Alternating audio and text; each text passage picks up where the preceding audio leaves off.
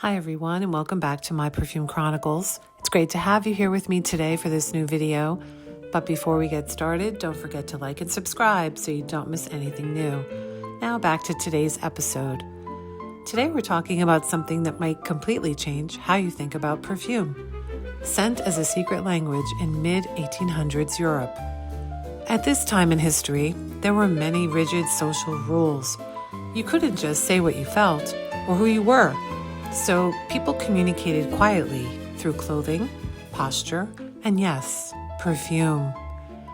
And perfume wasn't the only thing involved. Flowers, fabric, accessories, all of it mattered. Let's go city by city, Vienna, Madrid, and Paris, and see how those traditions carry forward through modern French perfumes that still speak the same language today. Let's start with Vienna, one of my absolute favorite cities in the world. But before we talk about perfume, it helps to slow down a bit because Vienna at this time in history did not rush. It was a society that lingered in so many ways. This city was shaped by ritual, coffee poured carefully, pastries baked daily, conversation stretching for hours. And scent wasn't something you announced in Vienna. Perfume was something that settled into your life quietly, almost without you noticing. What I love about Vienna during this time is how scent moved across class lines. Upper-class women absolutely had access to the finest materials: vanilla, cacao, tobacco, even early imported resins. Their world revolved around private salons and drawing rooms, and perfume for them was intimate, not dramatic.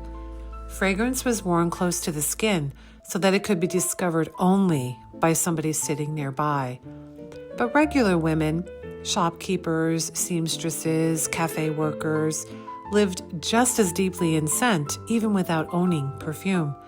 Coffee houses were everywhere, and they became the great equalizer. No matter who you were, you shared the same air. Roasted coffee beans, warm milk, baked dough, sugar, tobacco. And all these smells followed you home, settling into hair, shawls, coats, and gloves. Did you know that most women didn't keep perfume bottles on their vanities at all? Instead, they scented handkerchiefs, gloves, or even the lining of a coat. Coats were scented with oils like lavender and bergamot for freshness, and touches of cinnamon and vanilla to soften the smell of wool and smoke. These fragrances emerged slowly as the fabric warmed, and just a single drop on fabric could last for days. For many women, perfume came from the home. That's why gourmand notes make such sense for Vienna. They echo warmth, routine, and familiarity, the kind of scent that feels lived in rather than styled. And when I think of modern perfumes that still carry this feeling, two immediately come to mind from Guerlain. I think of Fève Gourmande. This beauty centers around cocoa and tonka bean, with vanilla adding a gentle warmth. It's quietly indulgent, it's creamy rather than sweet. A gourmand that's meant to settle close to the skin and be experienced up close. And then there's Tobacco Honey, which feels like Vienna after dusk. Rich, slow, atmospheric.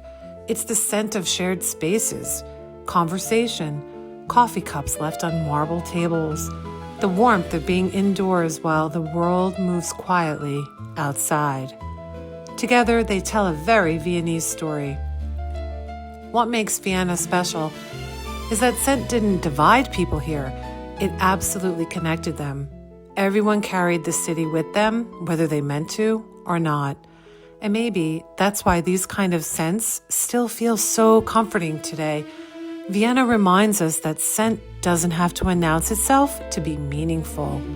It can exist in the background of everyday life, in places where people gather, talk, and return to again and again.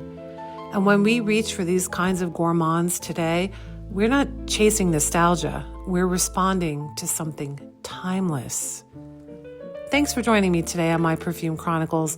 I hope you enjoyed looking at how history, culture, and scent were woven together in mid-1800s Vienna. Don't forget to subscribe so you don't miss the next episode about Madrid. And until next time, take care of yourself.